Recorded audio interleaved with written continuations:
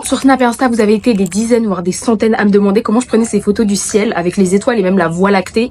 Et tout ça avec un iPhone. C'est pas du tout du Photoshop, c'est vraiment juste une photo prise en pose longue. Je vous avais promis un tuto, il est enfin là. Là en plus c'est le mois d'août, c'est vraiment le moment idéal pour faire des photos du ciel. Vous allez voir, c'est hyper facile, en fait c'est juste un réglage à mettre sur votre iPhone. Donc la première étape c'est d'être dans un endroit avec le moins de pollution lumineuse possible. Là on était vraiment en condition idéale puisqu'on était dans une cambrousse paumée, donc loin des grandes villes et des lumières qui gâchent les étoiles sur l'appareil en fait. Du coup une fois que vous êtes dans le noir complet, vous avez juste à prendre votre téléphone et à aller sur l'appareil photo.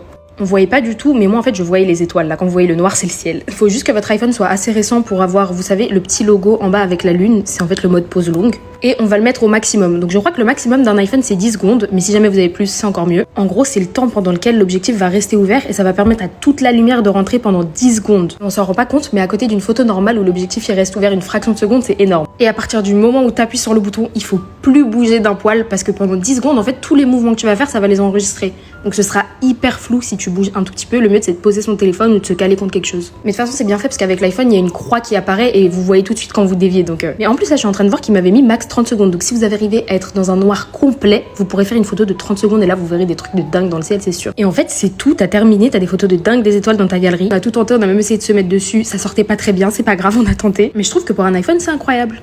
Et d'ailleurs, vu que nous, on était vraiment dans le noir, si vous êtes à côté d'une ville, moi j'en avais pris juste à côté de Bordeaux et il y avait beaucoup de pollution lumineuse. Donc dans ces cas-là, votre photo, elle aura un aspect un peu blanchâtre. Il vous suffit juste de retirer la luminosité et de rajouter du contraste.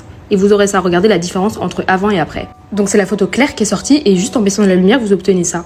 Et voilà, c'est tout. Je vous avais dit, c'est hyper facile, mais je trouve que c'est dingue de pouvoir faire des photos comme ça avec un iPhone. J'espère que maintenant, vous allez faire vos meilleures photos d'étoiles. J'ai trop hâte de les voir. Et voilà, bisous!